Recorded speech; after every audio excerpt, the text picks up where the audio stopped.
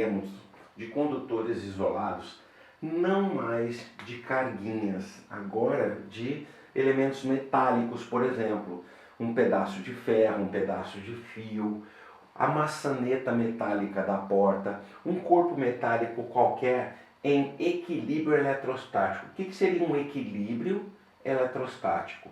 Primeiro, eletrostático, cargas elétricas e estáticas em equilíbrio. Todas as cargas elétricas armazenadas nesse corpo. Portanto, é um condutor isolado, ele não está ligado em nada para essas cargas se moverem. Então, as cargas estão armazenadas neles por processos de eletrização, atrito, contato ou indução. Como essas cargas armazenadas no corpo, onde elas estariam localizadas? Com certeza, como elas são de sinais iguais, elas vão se repelir. E essas cargas estariam localizadas na região mais afastada possível entre elas. Ou seja, se uma carga negativa não ficaria próxima a uma carga negativa. Se esse corpo tivesse negativo, as cargas negativas, por exemplo, duas cargas, uma ficaria aqui, a outra ficaria aqui. Essas são as regiões mais afastadas. Mas é lógico que um corpo não tem só duas, tem várias. E qual é a região mais afastada, distante? As pontas. Então, por isso que a maioria das cargas se concentram nas pontas de um condutor. Então, essa região aqui tem um raio de curvatura menor. Olha essa circunferência aqui formando um raio de curva maior. A região com menor raio tem maior curvatura. Então, essa região é a região pontiaguda. Então, aqui a gente tem uma quantidade de carga também por aqui estar tendendo a formar uma ponta. Só que nas pontas as cargas estão em maior concentração. Ah, mas e aqui no corpo? Menos cargas. Então nós chamamos nos condutores isolados, condutores macroscópicos, né? Não são mais carguinhas. Nós dizemos claramente que isso se chama poder das pontas. Ou seja, primeira coisa, a eletrização do corpo. Quer dizer, eletrizar o corpo é determinar uma quantidade de carga positiva ou negativa na superfície dele, pela região ser mais afastada, né? E que mais? No interior desse condutor nós não temos cargas nenhuma. E a maior concentração nas pontas. Se essas cargas fossem positivas, elas ficariam aqui também. Nessas condições. Mesma coisa que negativa. Então esse corpo começa a formar um campo elétrico a partir dessas cargas. Então, por exemplo, cada carga dessa forma um campo elétrico. Como da carga positiva o campo se afasta, e vamos lembrar que todo esse condutor está num potencial só. Olha a superfície dele, ó. Olha a superfície de mesmo potencial. Então todo esse condutor inteiro, ele tem um potencial só. Então essas linhas de campo perpendiculares à superfície do condutor. Olha como elas vão virando, ó. Olha a perpendicularidade.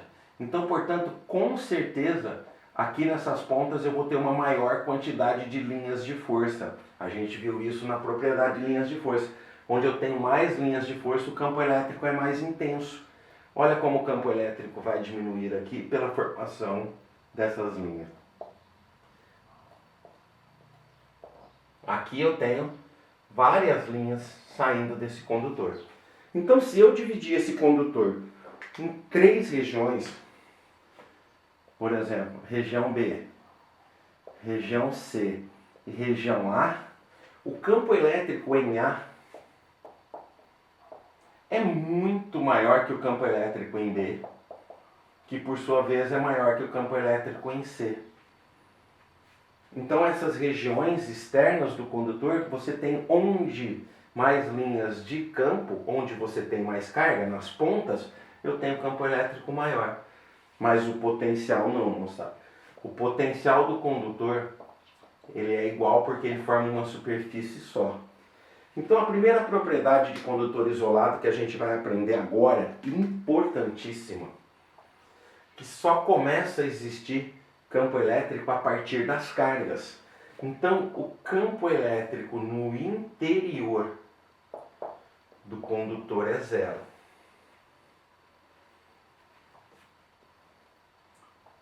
potencial do interior e da superfície do condutor, eles são iguais e diferentes de zero, porque existe uma quantidade de volts formada na superfície do condutor. Então eu posso dizer que o potencial do condutor inteiro, seja do interior ou da superfície, ele é constante. Então eu não posso dizer que há um trabalho para movimentar cargas dentro do condutor, porque não existe esse trabalho. Por quê? Porque o potencial é constante, não tem diferença de potencial num condutor isolado. Condutor isolado sozinho. Então as cargas vão permanecer em equilíbrio estático. Então por isso que não existe DDP, não existe trabalho. Se não existe trabalho, não existe movimento de cargas. Então não existe transporte de energia dentro desse condutor. Tá? Então vamos guardar isso. O campo elétrico ele só existe a partir das cargas, então só no exterior do condutor, tá? A partir das cargas, onde estão as cargas aqui na superfície. No interior ele é zero e o potencial do interior é igual ao potencial da superfície, portanto no condutor inteiro ele é constante. Um condutor esférico agora, moçada, uma esfera metálica, ela é um condutor isolado. Portanto, como não existe pontas, as cargas se distribuem igualmente espaçadas em toda a sua superfície. Então, numa esfera, por exemplo, nós não temos o poder das pontas. Então, por isso que a carga tem uma distribuição uniforme. Nem por isso o campo é uniforme. Por quê? Porque ele tem várias direções, olha só. Como a linha de campo é perpendicular à superfície equipotencial da esfera, já que ela é um equipotencial, todos os campos aqui são radiais a partir das cargas. Então nós temos várias linhas de campo e no sentido dessas linhas o potencial vai diminuindo conforme a propriedade de aulas anteriores. Então, portanto, conforme a gente vai caminhando, a quantidade de volts que é o potencial vai diminuindo. De novo, uma esfera tem um potencial do interior igual ao potencial da superfície. Então, o potencial dessa esfera inteira é constante. Se ela tem 10 volts aqui, ela tem 10 volts aqui, ela tem 10 volts aqui, ela tem 10 volts aqui, em qualquer lugar da esfera. Então, portanto, nessa esfera, lembramos que o campo no interior de qualquer condutor é zero. O campo interno aqui é zero. Só existe campo a partir das cargas, mas o potencial é um só, constante em todo condutor, tá? Seja ele oco ou maciço. Tá ok, pessoal? Um assunto muito importante dentro de condutores e que o pessoal esquece, muito importante para os vestibulares e para o Enem, presta atenção, vou repetir. Muito importante para os vestibulares, principalmente para o Enem, é uma situação teórica em que, por exemplo, qualquer condutor, seja ele esférico ou pontiagudo, tenha o potencial de todas essas cargas aqui na sua superfície, tem um potencial constante. Então, portanto, em qualquer lugar que eu esteja nesse condutor, por exemplo, aqui na superfície, num ponto A, e aqui num ponto B, eu terei que o potencial do A é igual ao potencial do B, porque o potencial do interior é igual ao potencial da superfície. Assim, qualquer deslocamento aqui, teremos um trabalho zero, porque nós não teremos diferença entre os potenciais do interior e da superfície. Então, qualquer trabalho nulo, portanto, nós não estamos em movimento de carga. Então, portanto, se eu tiver aqui dentro desse condutor, nenhuma carga vai bater no meu corpo, então eu não vou tomar nenhum choque elétrico. Portanto, se eu vier com a minha mão pelo lado de fora, aí sim, as cargas positivas podem atrair elétrons no meu corpo para o condutor. Aí eu vou ter movimento de carga pelo meu dedo quando eu encostar aqui, eu vou ter a realização de um trabalho. Por quê? Quando eu coloquei meu dedo aqui, um potencial C para um potencial A. eu vou ter uma diferença de potencial. Então eu vou ter um trabalho. Então as cargas vão se conduzir do meu dedo para o corpo atraído por essas cargas positivas. Então eu vou tomar um choque elétrico. Então eu preciso de DDP para isso acontecer. E aqui eu não tenho. Então, se isso aqui for uma esfera enorme e uma pessoa estiver aqui dentro, o corpo dela inteiro está num potencial só. Não vai ter diferença de potencial. Então essa pessoa estaria completamente protegida de qualquer descarga elétrica. Por exemplo, um raio. Uma queda de raio de uma nuvem bate aqui na esfera, as cargas vão permanecer na superfície. Então você dentro de um automóvel, dentro de um ônibus totalmente blindado por uma carcaça metálica, dentro de um avião, né, que está passando por uma nuvem carregada, você aqui dentro do ônibus está tranquilamente isolado, pode ficar tranquilo, porque se um raio cair aqui, gente, não é o pneu que isola, o pneu é borracha, eu sei que borracha é um isolante, mas nessas voltagens altíssimas de um raio, nem borracha consegue isolar. A borracha se eletriza também, porque ela é eletrizada por atrito, por contato, indução, a gente já viu isso nas aulas anteriores. Então não é a borracha do pneu que isola, tá? Então essa pessoa está blindada aqui dentro, ela está completamente protegida, porque as cargas vão permanecer na superfície, né? Então ela estaria num processo chamado de blindagem eletrostática. Ah, professor, e se eu tiver que responder isso? Por que que uma queda de raio não atinge as pessoas dentro do avião? Nada aconteceria com as pessoas.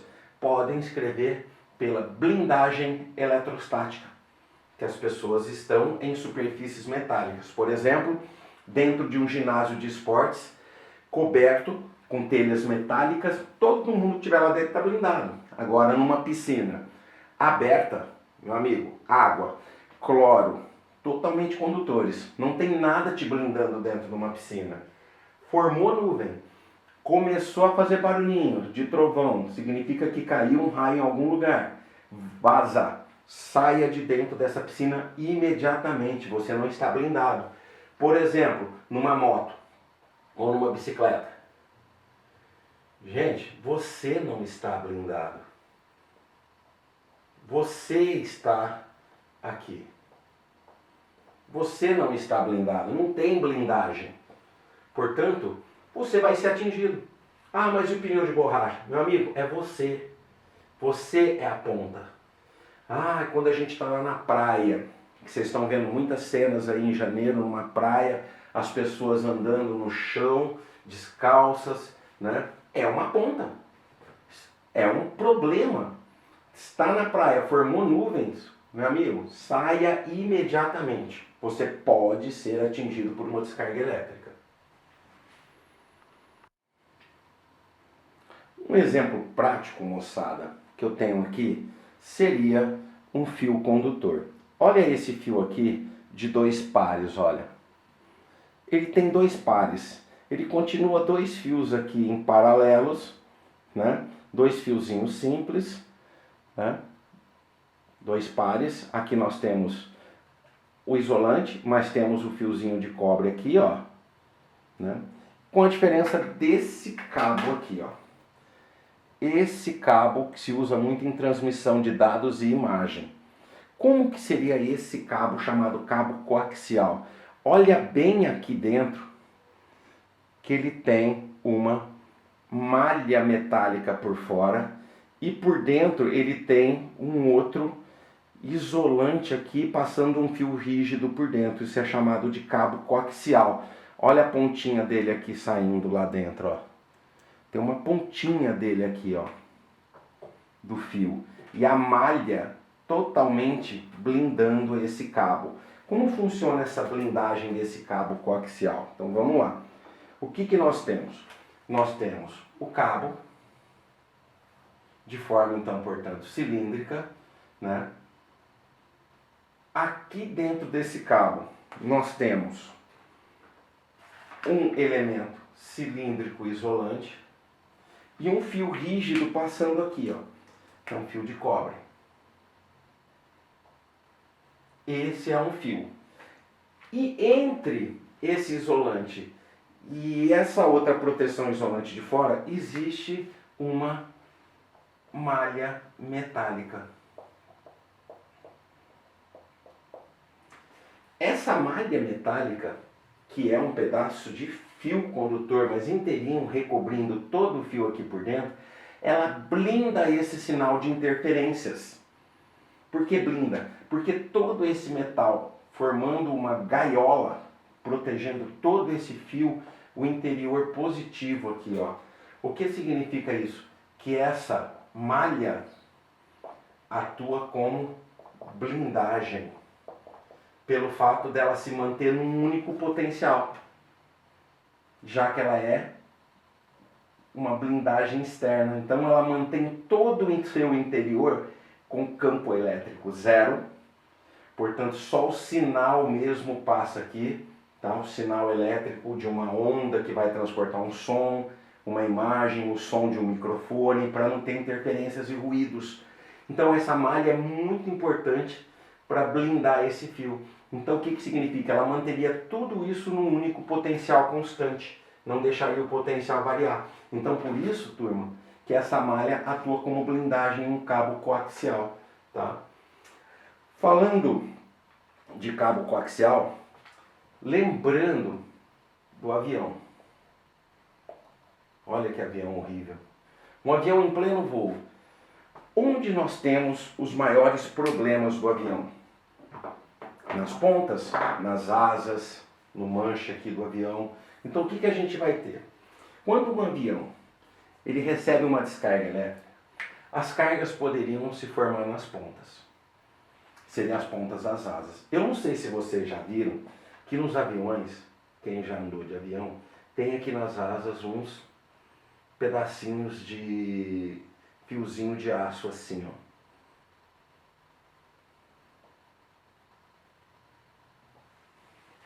O que significa esses pequenos pedacinhos de fio de aço, que deve ser desse tamanho mais ou menos? Quando uma descarga elétrica atingir um avião, logicamente todo mundo está protegido pela blindagem da lataria do avião aqui, né? Então, portanto, as cargas elas vão para as pontas, que seriam esses fiozinhos. Quando as cargas vão para as pontas, é muito simples. O avião voando e quando ele passa numa região de umidade no ar, essas cargas se dispersam para o ar. Ficaria muito mais fácil de fazer essas cargas se moverem para o ar a partir do campo elétrico formado por elas do lado de fora. Cargas positivas ou negativas. Positivas, por exemplo, um monte de campo elétrico.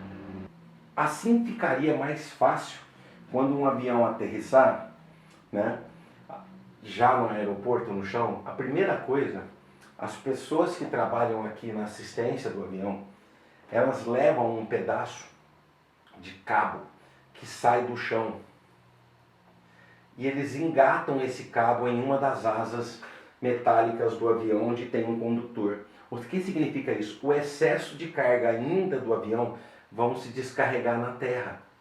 O avião vai ficar inteiramente descarregado para que as pessoas que quando vão descer pela escada do avião, né, que vão mudar do avião para a escada, para que o pé da pessoa aqui no avião e o outro pé na escada não tenha uma diferença de potencial entre a escada e o avião. Por isso que eles vão anular o potencial do avião em relação à terra. Então você pode descer. Então por isso que quando a gente vai parar o avião, bonitinho, estacionar o avião, demora um pouquinho para abrir a escotilha do avião, né? A porta de saída. Para eles poderem descarregar toda a carga do avião e iniciar o abastecimento, né? Essas cargas não podem estar ali porque uma faísca poderia explodir essa região. Tá ok, moçada? Então, há todo um procedimento pelo poder das pontas, né? Todo um procedimento. E lógico que esses fiozinhos no avião já descarregaram essa carga em alguma região do voo do avião. Beleza, moçada? Exercícios agora.